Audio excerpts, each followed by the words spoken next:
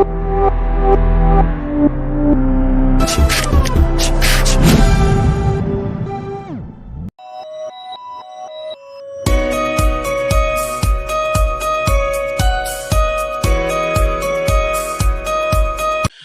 Student, এই ভিডিওতে আমি তোমাদের সামনে আলোচনা করব এক্সেমটেড ইনকাম। ঠিক আছে, যেটা কিনা আমাদের ইনকাম ট্যাক্স অ্যাক্টের 10 নম্বর ধারায় উল্লেখ আছে, সেইটা নিয়ে তোমাদের সামনে আলোচনা করব।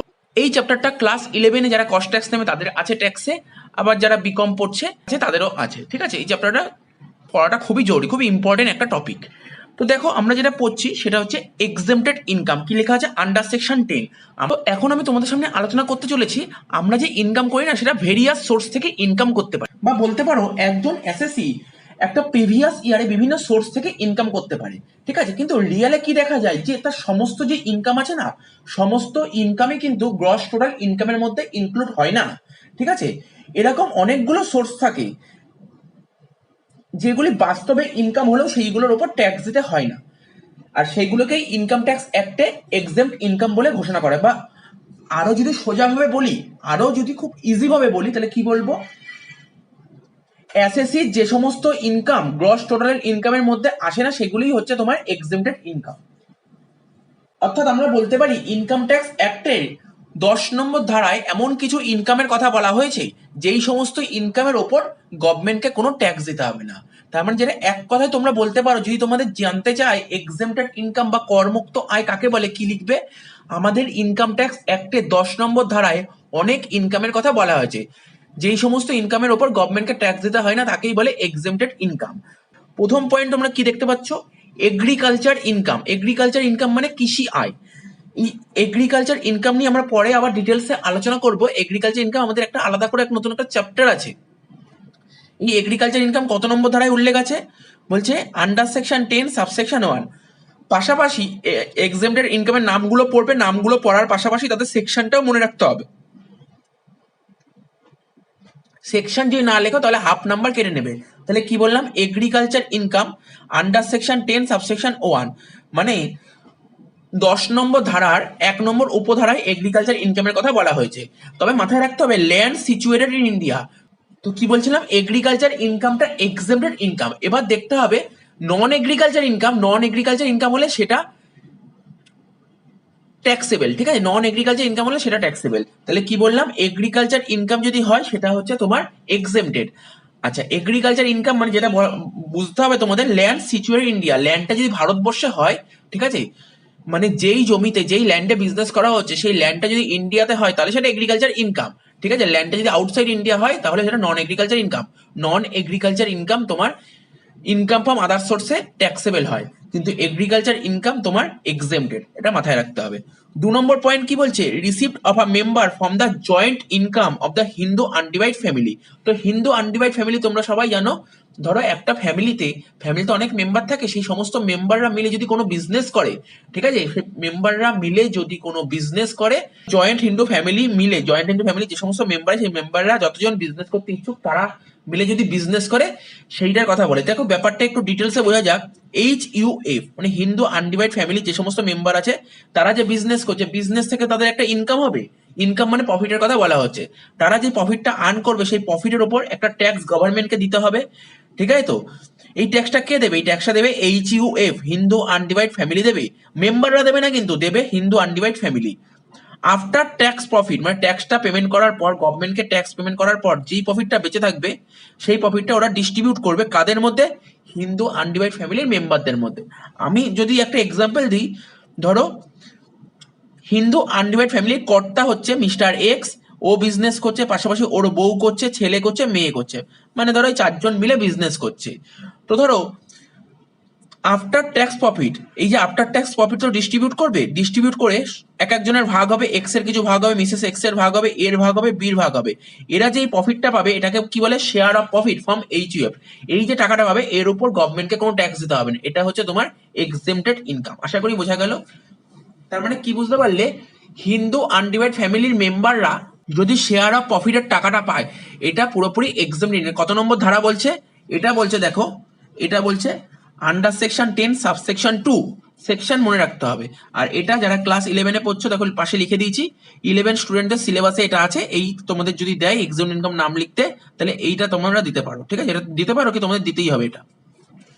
আচ্ছা 3 নম্বর কি বলছে, share of profit from a partnership firm, ঠিক আছে? এটা কত নম্বর ধারায় উল্লেখ আছে? Under section 10 subsection 2 capital A. দেখো এটাও কনসেপ্ট এক, পার্টনারশিপ ফার্ম। ধরো এ বি সি তিনজন পার্টনার মিলে একটা বিজনেস করছে, ঠিক আছে? তাহলে এটা পার্টনারশিপ ফার্ম। এই পার্টনারশিপ ফার্ম থেকে যত টাকা প্রফিট হবে সেই প্রফিটের উপর গভর্নমেন্টকে একটা ট্যাক্স পে করতে হয়, ঠিক আছে? ট্যাক্সটা কে পে করবে? ফার্ম পে করবে। তো গভর্নমেন্টকে ট্যাক্স পে করার পর যেই প্রফিটটা হবে সেই প্রফিটটা পার্টনাররা ডিস্ট্রিবিউট করে নেবে। তো ধরো এর কিছু প্রফিট হবে, বির কিছু প্রফিট হবে, সির কিছু প্রফিট হবে, কিন্তু এই প্রফিটের উপর ওরা গভর্নমেন্টকে কোনো রকমের ট্যাক্স দেবে না। তাই বলছে share of profit from partnership firm, partnership firm থেকে পার্টনাররা যদি কোনো প্রফিট পায়, ঠিক আছে, এর উপর গভর্নমেন্টকে কোনো ট্যাক্স দেবে, এটা এক্সেমটেড। এটাও তোমরা ক্লাস 11-এর স্টুডেন্ট যারা, এটা তোমরা লিখবে, তোমাদের সিলেবাসে আছে। আচ্ছা তারপরে 4 নম্বর কি বলছে, 4 নম্বর বলছে sum received under life insurance policy. এটা কত নম্বর ধারায় উল্লেখ আছে? Under section 10 subsection 10 capital D. এটাও কিন্তু ক্লাস 11-এর স্টুডেন্টরা লিখবে। দেখো এই কনসেপ্ট একটু বুঝে নাও। ধরো একজন ধরো একজন পার্সন আছে, এই পার্সনটার নাম ধরো মিস্টার এ। কে আছে? Mister A. তো এখনকার দিনে সবাই লাইফ ইন্স্যুরেন্স করে থাকে, ঠিক আছে? তো অনেকেই এলআইসি এর টাকা দেয়। তো কি করে মিস্টার এ প্রতি বছর এলআইসি এর টাকা দেয়। দেখো এলআইসির যে টাকাটা হয় না, কেউ মান্থলি প্রিমিয়াম দেয়, কেউ ইয়ারলি প্রিমিয়াম দেয়, কেউ কোয়ার্টারলি প্রিমিয়াম দেয়, কেউ 6 মাস অন্তর অন্তর প্রিমিয়াম দেয়। তো মিস্টার এ এলআইসিতে প্রিমিয়াম দিচ্ছে, প্রতি বছর প্রিমিয়াম দিচ্ছে, ঠিক আছে? তো তো এই মিস্টার এ এলআইসিতে প্রতি বছর প্রিমিয়াম দিচ্ছে না, ও এটা ডিডাকশন পেয়ে যায় আন্ডার সেকশন 80 তে। কোথায় ডিডাকশন পায়? আন্ডার সেকশন 80 তে ডিডাকশন পায়, ঠিক আছে? তো কত টাকা ডিডাকশন পাবে? বলছে যে পলিসি ভ্যালু 10%, ম্যাক্সিমাম ডিডাকশন পাবে পলিসি ভ্যালু 10%। কি বললাম? ম্যাক্সিমাম কত টাকা ডিডাকশন পাবে? পলিসি ভ্যালুর ম্যাক্সিমাম 10%, ঠিক আছে? তো আচ্ছা এই যে এলআইসির প্রিমিয়াম দিচ্ছে দিচ্ছে দিচ্ছে, একটা সময় পরে তো এলআইসির টাকা ম্যাচিউরিটি হবে। তো কেউ ধরো 5 বছর ম্যাচিউরিটি হয়, কারো 10 বছরে, কারো 16 বছরে, কারোর 21, বিভিন্ন টার্ম থাকে। তো যখন ম্যাচুরিটি হবে, ম্যাচুরিটি হওয়ার পর এই যে মিস্টার এ টাকাটা পেয়ে যাবে হাতে। এই যে টাকাটা পাবে, এই টাকাটার উপর গভর্নমেন্টকে কোনো রকমের ট্যাক্স দিতে হবে না। এটা পুরোপুরি এক্সেমড বলেছে। কি বললাম? এটা পুরোপুরি এক্সেমড। তার মানে এটা মাথায় রাখবে, এলআইসি থেকে কেউ যদি টাকা পায়, মানে ম্যাচুরিটির পর এলআইসির টাকা যখন ম্যাচুরিটি হয়, সেই টাকাটা যে এই টাকাটা পায় এর উপর গভর্নমেন্টকে কোনো ট্যাক্স দিতে হয় না। এটা হচ্ছে পুরোপুরি এক্সেমটেড। বাট এখানে একটা কথা আছে, 80 double D. Sir 80 double D কি? 80 ডবল ডি হচ্ছে, দেখবে কারোর ফ্যামিলিতে হ্যান্ডিক্যাপ পার্সন থাকে, মানে ডিসেবল পার্সন বলতে পারো, হ্যান্ডিক্যাপ পার্সন যদি থাকে, ঠিক আছে, হ্যান্ডিক্যাপ পার্সনের যে ডিডাকশনটা হয় সেটা 80 ডবল ডি তে পাওয়া যায়। তোমরা 80 ডবল ডি নিয়ে পরবর্তী সময় আলোচনা করব, ঠিক আছে? ডিডাকশন চ্যাপ্টারে আছে 80 ডবল ডি। আর কি কিম্যান ইন্স্যুরেন্স পলিসি। তো কিম্যান ইন্স্যুরেন্স পলিসি নিয়ে কারোর যদি কোনো রকমের ডাউট থাকে, দেখবে আমি ইনকাম ফ্রম আদার সোর্স যে একটা চ্যাপ্টার আছে, ওখানে কিম্যান ইন্স্যুরেন্স পলিসি নিয়ে বেশ কিছুটা সময় ওয়েস্ট করেছি এবং ওখানে অনেক ডিটেলসে বোঝানো আছে। তো ওটা বুঝে নিতে পারবে। মোট কথা বলেছি, কিম্যান ইন্স্যুরেন্স, কিম্যান মানে হচ্ছে কোনো একটা কোম্পানির কিম্যান, যার বুদ্ধিতে সেই কোম্পানিটা চলে, ঠিক আছে? তার যদি ইন্স্যুরেন্স করা হয়, ঠিক আছে, তার জন্য যদি কোনো ইন্স্যুরেন্স করে। আর কি বলছে? সাম অ্যাসিওর্ড মোর দ্যান 10%। বলেছে যদি এই 3টে কন্ডিশন থাকে, এই 3টে কন্ডিশনে ট্যাক্সেবল, মানে 80 ডবল ডির ক্ষেত্রে ট্যাক্সেবল হবে, কিম্যান ইন্স্যুরেন্স পলিসির ক্ষেত্রে ট্যাক্সেবল হবে, আর সাম অ্যাসিওর্ড মোর দ্যান 10% সেক্ষেত্রে ট্যাক্সেবল হবে। আর এখানে কি বলছে? সাম অ্যাসিওর্ড মোর দ্যান 10% যদি হয়, দেখো সাম অ্যাসিওর্ড মোর দ্যান 10% মানে কেউ যদি এলআইসি করে, দেখবে তাকে যে তার যে ডকুমেন্ট, তার যে সার্টিফিকেট দেয়, এলআইসি সার্টিফিকেট দেয়, দেখবে ওখানে লেখা থাকবে সাম অ্যাসিওর্ড বা পলিসি ভ্যালু। ও পলিসি ভ্যালু 10%-এর বেশি যদি প্রিমিয়াম দেয়, তাহলে ও এক্সেমশন পাবে না, ঠিক আছে? ও যদি 80 DD তে কোনো প্রিমিয়াম দেয়, তাহলে কিন্তু কোনো রকমের ও এক্সেমশন পাবে না। ও যদি কিম্যান ইন্স্যুরেন্স পলিসির জন্য যদি কোনো পেমেন্ট করে, তাহলে কোনো রকমের ও এক্সেমশন পাবে না, ঠিক আছে? তো কি বলছে? এই যে সাম অ্যাসিওর্ড মোর দ্যান 10%, এই কেসে কি বলছে? If receive by legal heir. Legal heir মানে উত্তরাধিকার, ঠিক আছে? উত্তরাধিকার মানে এই যে সাম অ্যাসিওর্ড মোর দ্যান 10%, এ যদি মারা যায়, তার উত্তরাধিকার যদি এলআইসি প্রিমিয়ামের টাকাটা পায়, ঠিক আছে? উত্তরাধিকার কখন পাবে? নিশ্চয়ই ও মরে যাওয়ার পর, ঠিক আছে? তো তাহলে সেক্ষেত্রে এক্সেম্ট হবে। কিন্তু যদি এসএসসি, মানে ধরো মিস্টার এ করছে, ধরো মিস্টার এ প্রতি বছর এলআইসি প্রিমিয়াম দিচ্ছে, ও ধরো পলিসি ভ্যালু 10%-এর বেশি প্রিমিয়াম দিচ্ছে, ম্যাচুরির পর যেই টাকাটা পাবে সেই টাকাটাও এক্সাম পাবে না, কেন? মিস্টার এ বেঁচে আছে। কিন্তু মিস্টার এ যদি মরে যায়, তাহলে উত্তরাধিকার যে এলআইসির টাকাটা পাবে, ঠিক আছে, ও মরে যাওয়ার পর, তার উপর কোনো রকমের ট্যাক্স দেবে না গভর্নমেন্টকে। এটা পুরোপুরি এক্সেমটেড ইনকাম। আশা করি বুঝতে পেরেছো। তাহলে আমি এত ডিটেলসে বলে দিলাম, তোমরা একটা জিনিস মাথায় রাখবে, এলআইসির টাকা ম্যাচিওর হলে এটা এক্সেমটেড ইনকাম। তবে একটা কথা, 80DD, তারপরে কিম্যান ইন্স্যুরেন্স পলিসি আর সাম অ্যাসিওর্ড মোর দ্যান 10%, এই সমস্ত কেসের ক্ষেত্রে হলে ট্যাক্সেবল হবে। 5 নম্বর কি বলছে, receive from provident fund. Provident fund তোমরা নাম শুনেছো। প্রভিডেন্ট ফান্ডকে আমি বলেছিলাম 4 ভাগে ভাগ করা যায়। আমরা প্রভিডেন্ট ফান্ড নিয়ে একটা ভিডিও করেছি, ইনকাম ফ্রম স্যালারি আন্ডারে আছে প্রভিডেন্ট ফান্ড, ওর নিয়ে আমরা ভিডিও করি প্রভিডেন্ট ফান্ড নিয়ে। তো দেখো, আমরা এই ভিডিও ডেসক্রিপশন বক্সে অবশ্যই দিয়ে দেবো প্রভিডেন্ট ফান্ডের তোমার লিঙ্কটা দিয়ে দেবো, তোমরা দেখে নিতে পারবে প্রভিডেন্ট ফান্ড নিয়ে ডিটেলসটা। তো কি বলছে, এটা কত নম্বর ধারায় উল্লেখ আছে, আন্ডার সেকশন 10 সাবসেকশন 11। তো ধরো প্রভিডেন্ট ফান্ড 4 রকমের হয়, একটা রিকগনাইজ প্রভিডেন্ট ফান্ড, একটা আনরিকগনাইজ প্রভিডেন্ট ফান্ড, একটা স্ট্যাটিউটরি প্রভিডেন্ট ফান্ড আর একটা পাবলিক প্রভিডেন্ট ফান্ড। ঠিক আছে, কি বলেছে, মিস্টার এ ধরো পাবলিক প্রভিডেন্ট ফান্ডে ও ধরো প্রতি বছর ডিপোজিট করে। ঠিক আছে, ডিপোজিট করার নিয়ম কি, মিনিমাম 500 টাকা দিতে পারো বছরে, ম্যাক্সিমাম 1.5 লাখ টাকা দিতে হবে। এটা 15 বছর অব্দি চালাতে হয়, এভরি ইয়ার দিতে হবে এই টাকাটা। ঠিক আছে, আর পিপিএফ এ মিস্টার এ যে পিপিএফ এ প্রতি বছর টাকা দেবে, ও সেটা আন্ডার সেকশন 80C তে ডিডাকশন পেয়ে যাবে। ঠিক আছে, পিপিএফ এর টাকা যখন ম্যাচিওর হবে সেটা কিন্তু এক্সেমটেড। কি বললাম, পিপিএফ এর টাকা যখন ম্যাচিওর হবে সেটা এক্সেমটেড। তার মানে কি বুঝতে পারলে, পাবলিক প্রভিডেন্ট ফান্ডের টাকা যখন এসএসসি রিসিভ করবে, ঠিক আছে, সেটা কিন্তু এক্সেমটেড। এবার বলেছে গ্র্যাচুইটি কি লেখা আছে, গ্র্যাচুইটি সেকশনটা লেখা আছে আন্ডার সেকশন 10 সাবসেকশন 10। এটা নিয়েও আমরা স্যালারিতে আলোচনা করেছি। ঠিক আছে, তো কি বলেছি, দেখো গ্র্যাচুইটি জিনিসটা কি, যারা দেখবো সার্ভিস করে রিটায়ারমেন্ট হয়ে যাওয়ার পর, ঠিক আছে, তারা কোম্পানি থেকে হোক বা গভর্নমেন্টের থেকে ওরা একটা মোটা টাকা পায়। ঠিক আছে, এটাকে বলে গ্র্যাচুইটি। সে গভর্নমেন্ট এমপ্লয় পেতে পারে, আবার নন গভর্নমেন্ট এমপ্লয় পেতে পারে। যদি গভর্নমেন্ট এমপ্লয় রিটায়ারমেন্টের পর গ্র্যাচুইটি টাকা পায় তাহলে কিন্তু এক্সেমটেড। গভর্নমেন্ট এমপ্লয় পেলে এক্সেমটেড, কিন্তু নন গভর্নমেন্ট এমপ্লয় যদি গ্র্যাচুইটি টাকা পায় তাহলে কিন্তু সেটা এক্সেমটেড নয়। ঠিক আছে, তো পেনশনের সেকশন কি বলছে, under section 10 subsection 10 double capital A. ঠিক আছে, তো পেনশনকে দুভাগে ভাগ করা যায়, একটা কমিউটেড পেনশন, একটা আনকমিউটেড পেনশন। আনকমিউটেড পেনশন মানে যেটা প্রতি মাসে মাসে তোলা হয়, আর কমিউটেড পেনশন কোনটা, কারোর ধরো কোনো টাকার দরকার আছে, ও একটা পার্সেন্টেজ পেনশন তো উইথড্র করে, এটাকে বলে কমিউটেড পেনশন। গভর্নমেন্ট এমপ্লয়ি যদি কমিউটেড পেনশন টাকাটা তোলে তাহলে সেটা এক্সেমটেড, কিন্তু নন গভর্নমেন্ট এমপ্লয়ি যদি কমিউটেড পেনশন টাকা তোলে তাহলে সেটা এক্সেমটেড নয়। আচ্ছা, পেনশনের সেকশনটা একটু ভুল আছে, এটা হবে আন্ডার সেকশন 10 সাবসেকশন 10A। ঠিক আছে, তো leave salary under section 10 subsection 10 double capital A. ঠিক আছে, তো লিভ স্যালারির ক্ষেত্রে কি হয়, রিটায়ারমেন্টের পর যদি কোনো এমপ্লয়ি লিভ স্যালারির টাকা পায়, সেটা গভর্নমেন্ট এমপ্লয়ি পেলে এক্সেমটেড, নন গভর্নমেন্ট এমপ্লয়ি পেলে ট্যাক্সেবল। ঠিক আছে, তারপর রিটেনচমেন্ট কম্পেনসেশন আন্ডার সেকশন 10 সাবসেকশন 10B, এটা এক্সেমটেড।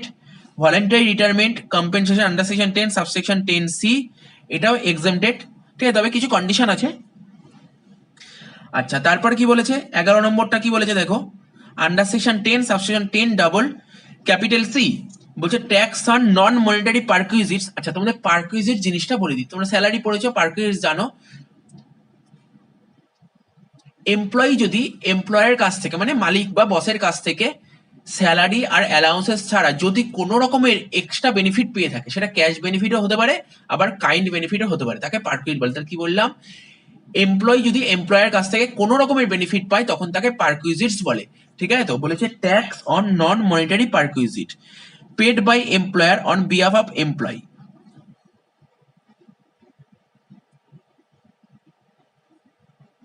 তো এমপ্লয়ি যে এমপ্লয়ার থেকে এই বেনিফিট গুলো পাচ্ছেন, এটাকেই তো পারকুইজিট বলে।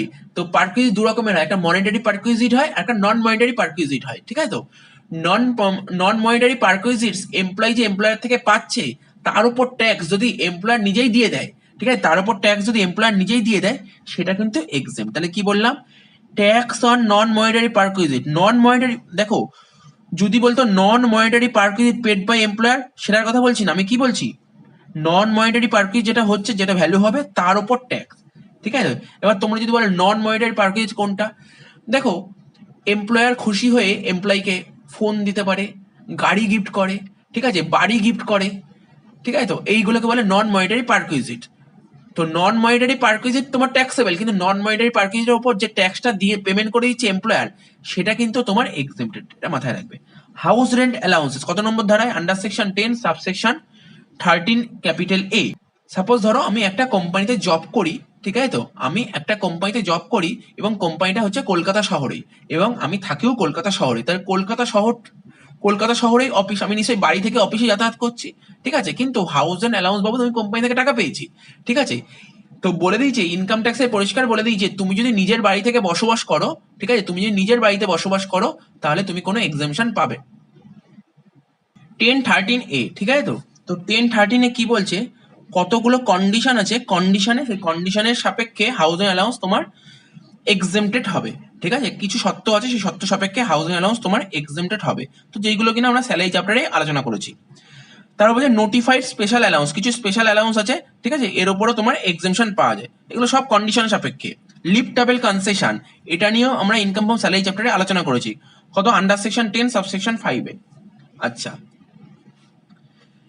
এবার কি বলছে স্কলারশিপ, ঠিক আছে। তো কি বলেছে স্কলারশিপটা কত নম্বর ধারায় লেখা আছে, আন্ডার সেকশন 10 সাবসেকশন 16, বলছে to meet the cost of education, ঠিক আছে, এডুকেশন পারপাসে স্কলারশিপ যদি পায়, ঠিক আছে। তো এবার মাথায় রাখবে স্কলারশিপ পাবো যেই টাকাটা কোনো স্টুডেন্টরা পাবে, ঠিক আছে, স্কলারশিপ গভর্নমেন্টের থেকেও পেতে পারে বা অন্য কোনো ইনস্টিটিউশন থেকেও পেতে পারে, ঠিক আছে। তো এটা কিন্তু পুরোপুরি এক্সেমটেড।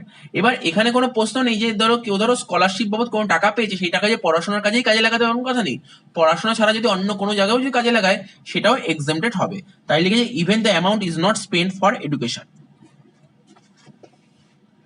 তো আমি এখানে স্যালারি চ্যাপ্টারের কিছু পয়েন্ট বলে দিলাম, এটা মাথায় রাখবে।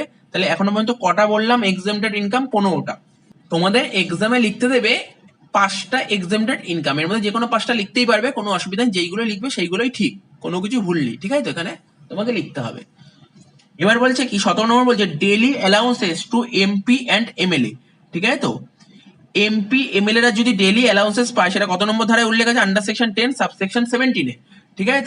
তো এমপি এমএলএ রা যদি ডেইলি অ্যালাউন্সেস পায় তাহলে কিন্তু তোমার এক্সেমটেড ইনকাম। দেখো এমপি এমএলএ রা যদি স্যালারি পায় সেটা চলে যায় ইনকাম ফ্রম আদার সোর্সে, অ্যালাউন্স পেলে সেটা এক্সেমটেড। এটা যারা 11 স্টুডেন্ট তাদের জন্য দরকার, খুব ইম্পর্টেন্ট। যেগুলো 11 লিখছি, 11 স্টুডেন্টরা শুধু সেইগুলোই লিখবে, তার বাইরে একটাও লিখবে না। তো বলছে অ্যাওয়ার্ডস আর রিওয়ার্ডস কত নম্বর ধারায় উল্লেখ আছে, under section 10 subsection 17 capital A. Award মানে পুরস্কারের কথা বলা হচ্ছে, ঠিক আছে। তো সেই পুরস্কারটা সেন্ট্রাল গভর্নমেন্ট থেকে পেতে পারি, স্টেট গভর্নমেন্ট থেকে পেতে পারি, বা সেন্ট্রাল গভর্নমেন্টের অ্যাপ্রুভ এরকম জায়গা থেকেও পেতে পারি। আচ্ছা, এই যে পুরস্কারটা সেটা ক্যাশেও পেতে পারি, আবার কাইন্ডেও পেতে পারি, ক্যাশেও পেতে পারি, কাইন্ডেও পেতে পারি। ক্যাশ মানে কোনো ক্যাশ টাকা পেলাম, এবার কোনো গিফটও পেতে পারি, ঠিক আছে। তো যাই পাই না কেন, ক্যাশ পাই কাইন্ড পাই, পুরোপুরি এক্সেমটেড, ঠিক আছে। ধরো মিস্টার এক্স ও একটা রিসার্চ ইনস্টিটিউটের এমপ্লয়ি, ঠিক আছে। তো রিসার্চ ইনস্টিটিউটের এমপ্লয়ি, ও কি পেয়েছে, ও সিভি রমন অ্যাওয়ার্ড পেয়েছে, ঠিক আছে। এটা কিন্তু পুরোপুরি এক্সেমটেড। তো আশা করি বুঝতে পেরেছো। তারপর দেখো কি লেখা আছে, ফ্যামিলি পেনশন কত নম্বর ধারায়, আর্মড ফোর্স, ঠিক আছে। আর্মড ফোর্স মানে যারা মিলিটারিতে জব করে, ঠিক আছে, তারা যখন মারা যায় তাদের ফ্যামিলি মেম্বাররা সেই পেনশনের টাকাটা পেয়ে যায়, ঠিক আছে। ফ্যামিলি মেম্বাররা সেই পেনশনের টাকাটা পেয়ে যায়, সেই টাকাটা পেলে গভর্নমেন্ট এর উপর কোনো ট্যাক্স নেবে না, ঠিক আছে। তো এটা হচ্ছে পুরোপুরি এক্সেমটেড। কত নম্বর ধারায় উল্লেখ আছে, আন্ডার সেকশন 10 সাবসেকশন 19। আর কি আছে, গ্যালান্ট্রি অ্যাওয়ার্ড। দেখো গ্যালান্ট্রি অ্যাওয়ার্ড কোনটা, এটা পুলিশ অফিসারের ক্ষেত্রে যদি বলি, পুলিশ অফিসাররা দেখবে সার্ভিস চলাকালীনই মারা গেল, ঠিক আছে। তো কোনো আততায়ীর গুলিতে মারা গেল, যে কোনো বিভিন্ন কারণ হতে পারে মারা যেতে পারে, তো মারা গেলে ওর ফ্যামিলির মেম্বাররা পেনশনটা পেয়ে যাবে, ঠিক আছে। এইটাও কিন্তু এক্সেমটেড ইনকাম। কত নম্বর ধারে, আন্ডার সেকশন 10 সাবসেকশন 18। আচ্ছা, এর পরের পয়েন্টটা ক্লাস 11 স্টুডেন্টরা অবশ্যই মন দিয়ে পড়বে, লোকাল অথরিটি কত নম্বর ধারায় উল্লেখ আছে, আন্ডার সেকশন 10 সাবসেকশন 20। আমাদের হেডস অফ ইনকাম 5টা আছে, স্যালারি আছে, হাউস প্রপার্টি আছে, পিজিইপি আছে, ক্যাপিটাল গেন আছে, আদার সোর্স আছে, ঠিক আছে। তো লোকাল অথরিটির উদাহরণ কি, মিউনিসিপ্যালিটি। তো মিউনিসিপ্যালিটির কি কোনো স্যালারি হয়, স্যালারি কাদের হয়, যারা চাকরি করতে যায়। মিউনিসিপ্যালিটি কোথাও চাকরি করতে যাবে না, তাই স্যালারি হওয়ার কোনো প্রশ্নই উঠছে না। হাউস প্রপার্টি, মিউনিসিপ্যালিটি নিজস্ব কিছু হাউস থাকতে পারে, বাড়ি ভাড়া দিতে পারে, ঠিক আছে, সেখান থেকে যদি কোনো ইনকাম হয় সেটা হচ্ছে এক্সেমটেড। পিজিপিটা পরে বলছি। ক্যাপিটাল গেন থেকে যদি কোনো ইনকাম হয় সেটাও এক্সেমটেড। আদার সোর্স থেকে কোনো ইনকাম হলে এক্সেমটেড। যেটা পিজিপির কথা বলছিলাম, পিজিপির কথা যদি বলি, দেখো মিউনিসিপ্যালিটির আন্ডারে কি হয়, ওয়াটার থাকে, ইলেকট্রিসিটি থাকে। ওরা যদি ওয়াটার আর ইলেকট্রিসিটি সাপ্লাই করে, ঠিক আছে, সেটা যদি নিজের এরিয়া হোক বা নিজের এরিয়ার বাইরে হোক, ওখান থেকে কোনো ইনকাম হলে এক্সেমটেড। আর যদি আদার কোনো যদি কোনো বিজনেসের সঙ্গে যুক্ত থাকে সেক্ষেত্রে নিজের এরিয়ায় হলে এক্সেমটেড, নিজের এরিয়ায় হলে এক্সেমটেড, ঠিক আছে তো, কিন্তু নিজের এরিয়ার বাইরে হলে ট্যাক্সেবল। তাহলে লোকাল অথরিটির পয়েন্টটা বুঝতে পারলে, ঠিক আছে, লোকাল অথরিটি হাউস প্রপার্টি থেকে কোনো ইনকাম করে, ঠিক আছে, এক্সেমটেড। ক্যাপিটাল গেন থেকে ইনকাম করলে এক্সেমটেড, আদার সোর্স থেকে ইনকাম করলে এক্সেমটেড। তবে বিজনেসের ক্ষেত্রে কি বলেছে, যদি ওরা ওয়াটার ইলেকট্রিসিটি সাপ্লাই দেয়, নিজের এরিয়া হোক বা নিজের এরিয়ার বাইরে হোক এক্সেমটেড, কিন্তু অন্য কোনো যদি বিজনেস করে, ঠিক আছে, নিজের এরিয়ার মধ্যে হলে এক্সেমটেড, কিন্তু নিজের এরিয়ার বাইরে হলে ট্যাক্সেবল। আর 5টা পয়েন্ট বাকি আছে। এরপর দেখো 21 নম্বর বলেছে income of minor child. Minor চাইল্ডের সেকশনটা কত বলেছে, under section 10 subsection 32, clubbed in hands of parents whose income is greater. ঠিক আছে, তো বলছে কি মাইনর চাইল্ড, মাইনর মানে হচ্ছে 18 বছরের নিচে, 18 বছরের নিচে কোনো বাচ্চা যদি কোনো রকমের ইনকাম করে, বিভিন্ন জায়গা থেকে ইনকাম করতে পারে, এখন কত রিয়েলিটি শো হচ্ছে সেখান থেকে ইনকাম করতে পারে, ওরা যদি ইনকাম করে তাহলে গভর্নমেন্ট তো কোনো মাইনরের উপর, মাইনরের কাছ থেকে কোনো রকমের ট্যাক্স দেয় না। সেক্ষেত্রে কি হয়, মাইনর চাইল্ড যেই ইনকামটা করবে সেক্ষেত্রে তার প্যারেন্টস এর ইনকামের সাথে ক্লাবিং হয়ে যায়, ক্লাবিং হয়ে যায় মানে যুক্ত হয়ে যায়, প্যারেন্টস এর ইনকামের সঙ্গে যুক্ত হয়ে যায়। প্যারেন্টস বলতে বাবা হোক বা মা হোক, যার ইনকাম বেশি তার ইনকামের সঙ্গে যুক্ত হবে, ঠিক আছে তো। তাই এখানে লিখেছি club in the hands of parents whose income is greater, exempt up to 1500 per child per year, ঠিক আছে তো। এবং সেক্ষেত্রে কত টাকা এক্সামশন পাবে, 1500 টাকা, ঠিক আছে, প্রতিটা চাইল্ডের জন্য। এরপরে বলেছে ইউটিআই, ইউটিআই এর ফুল ফর্ম হচ্ছে ইউনিট ট্রাস্ট অফ ইন্ডিয়া। কত নম্বর ধারায় বলছে, আন্ডার সেকশন 10 সাবসেকশন 33। দেখো ইউনিট ট্রাস্ট অফ ইন্ডিয়া বা বলতে পারো ইউএস 64 বন্ড, ঠিক আছে, ইউএস 64 বন্ড, এই বন্ডগুলো যদি বেচে দেয়, ঠিক আছে, মার্কেটে যদি বেচে দেওয়া হয়, ঠিক আছে, বেচে দিলে তোমার লং টার্ম ক্যাপিটাল গেনও হতে পারে, শর্ট টার্ম ক্যাপিটাল গেনও হতে পারে। বেচে দিয়ে লং টার্ম ক্যাপিটাল গেন হোক বা শর্ট টার্ম ক্যাপিটাল গেন হোক, পুরোটাই এক্সেমটেড। আচ্ছা, তারপর কি বলেছে, ডিভিডেন্ড ফ্রম ইন্ডিয়ান কোম্পানি, ঠিক আছে, কত নম্বর ধারায় লেখা আছে, আন্ডার সেকশন 10 সাবসেকশন 34। 11 লেখা, যেমন 11 স্টুডেন্ট এটা লিখতেই হবে। কি বলেছে, ইন্ডিয়ান কোম্পানি থেকে যদি কোনো ডিভিডেন্ড পাওয়া যায় এটা এক্সেমটেড, কিন্তু এবার প্রশ্ন হচ্ছে স্যার ফরেন কোম্পানি থেকে ডিভিডেন্ড পায় সেটা কিন্তু ট্যাক্সেবল। এবার বলছে income from UTI mutual fund, কত নম্বর ধারায়, 1035, ঠিক আছে। মিউচুয়াল ফান্ড বা ইউটিআই থেকে যদি কোনো রকমের ইনকাম করা হয়, ঠিক আছে, এখনকার দিনে অনেকে মিউচুয়াল ফান্ড বা ইউটিআই ইনভেস্টমেন্ট করে, সেখান থেকে ওদের একটা ইন্টারেস্ট পায় বা ডিভিডেন্ড পায়, ইনকাম হলে সেটা এক্সেমটেড। তারপরে last point, long term capital gain from transfer of equity share, কত নম্বর ধারা, under section 10 subsection 38। SSC, SSC কি করতে পারে, ইনভেস্ট করতে পারে, কোথায় ইনভেস্ট করতে পারে বলতে পারে, এসএসসি পারচেস করতে পারে, কি পারচেস করবে, equity share, listed equity share বা লিস্টেড সিকিউরিটি পারচেস করবে। ও যখন এই শেয়ারগুলো পারচেস করবে ওকে তখন এসটিটি মানে সিকিউরিটি ট্রানজাকশন ট্যাক্স দিতে হয়। এবার ও এই শেয়ারগুলো যখন বেচে দেবে তখনও সিকিউরিটি ট্রানজাকশন ট্যাক্স দিতে হবে, ঠিক আছে। এই যে বেচে দেবে, বেচে দিলে তোমার লং টার্ম ক্যাপিটাল গেনও হতে পারে, বেচে দিলে তোমার লং টার্ম ক্যাপিটাল গেনও হতে পারে, আবার শর্ট টার্ম ক্যাপিটাল গেনও হতে পারে। এইগুলো বেচে দিলে লং টার্ম ক্যাপিটাল গেনও হতে পারে, শর্ট টার্ম ক্যাপিটাল গেনও হতে পারে। লং টার্ম ক্যাপিটাল গেন হলে exempted, short term capital gain হলে ট্যাক্সেবল। কত পার্সেন্ট ট্যাক্স দিতে হয়, 15% ট্যাক্স দিতে হয়। তাই মাথায় রাখতে হবে এই যে শেয়ারগুলো বেচবে না, কবের পর, 1/10/4 পর। তো আশা করি বুঝতে পারলে এক্সেমটেড ইনকাম এমন কিছুই নয়, তবু আমি বলে দিচ্ছি, আমি আরেকবার বলে দিচ্ছি, যারা ক্লাস 11 স্টুডেন্ট তারা কোনগুলো লিখবে দেখবে, আমি যে করে 25টা পয়েন্ট লিখলাম তার পাশে লাল কালি দিয়ে যেগুলো লেখা আছে ক্লাস 11 সেগুলো 11 স্টুডেন্ট লিখবে। আর গ্র্যাজুয়েশন স্টুডেন্ট যারা তারা সবকটাই পড়বে, এক্সামে 5টা পয়েন্ট লিখতে হয়, ঠিক আছে, 5টা পয়েন্ট লিখবে, সেকশন দিয়ে লিখবে। এই চ্যাপ্টার দিয়ে নতুন করে কিচ্ছু পড়ার নেই, ঠিক আছে তো। তোমাকে লিখতে দেবে করমুক্ত আয়ের নাম, আর কিচ্ছু না। দেখো তোমরা এই কোশ্চেন দেখতে পাচ্ছ, একদম ইজি জিনিস দিয়েছে তোমাকে, বলেছে দেখো কি বলছে, indicate the taxable income or exempted income. এটা ট্যাক্সেবল ইনকাম হবে না এক্সেমটেড ইনকাম তোমাকে বের করতে বলেছে। বলছে mister x received 1 lakh under life insurance policy, মানে মিস্টার এক্স এলআইসি কোম্পানি থেকে 1 লাখ টাকা পেয়েছে। তো আমি কি বলেছিলাম, এটা কিন্তু এক্সেমটেড ইনকাম, মনে করার চেষ্টা করো। তা বলছি mister x is MLA for this received, for this he received allowances rupees 3 lakh. আমি কি বলেছিলাম, এমপি এমএলএ রা যদি কোনো রকম অ্যালাউন্সেস পায় সেটা এক্সেমটেড, তাহলে এটা এক্সেমটেড হয়ে যাবে। তাহলে বুঝতে পারলে 3 এর অঙ্কটা। আচ্ছা, 1 এর অঙ্কটা দেখো কি বলেছে, Mister D Das is a member of Hindu undivided family, Hindu undivided family member হচ্ছে Mister D Das. His individual income from salary, salary থেকে সে ইনকাম করছে 1,20,000 টাকা, হাউস প্রপার্টি থেকে ইনকাম করছে 80,000 টাকা, আদার সোর্স থেকে ইনকাম করছে 40,000 টাকা। হি অলসো রিসিভ 25,000 টাকা as his share of the income Hindu undivided family, Hindu undivided family থেকে ও ইনকাম করছে 25,000 টাকা। আমি কি বলেছিলাম, হিন্দু আনডিভাইড ফ্যামিলি থেকে মেম্বারে যে ইনকামটা করে সেটা পুরোপুরি এক্সেমটেড ইনকাম, ঠিক আছে। তার মানে এই 25,000 টাকা ইনকামটা তোমার এক্সেমটেড। আচ্ছা তারপর কি দিয়েছে দেখো, mister x receive cash reward 10,000 for passing Hindi examination. তো মিস্টার এক্স ক্যাশ টাকা পুরস্কার পায়, 10,000 টাকা ক্যাশ পুরস্কার পাচ্ছে হিন্দি এক্সামিনেশন পাস করার জন্য, এটাও এক্সামটেড বলেছি। আচ্ছা mister x is also a school teacher, he receive 40,000 per month as his salary. Mister x একজন স্কুল টিচার, ঠিক আছে, সে 40,000 টাকা প্রতি মাসে স্যালারি পাচ্ছে, এটা ট্যাক্সেবল ইনকাম, এটা কোথায় চলে যাবে, এটা স্যালারিতে চলে যাবে, স্যালারি পাচ্ছে। তারপর বলছে mister x receive 15,000 dividend from foreign company, mister x foreign কোম্পানিতে ডিভিডেন্ড পেয়েছে, এটাও ট্যাক্সেবল ইনকাম, ঠিক আছে। তো mister x receive 5,000 interest on fixed deposit of an Indian company.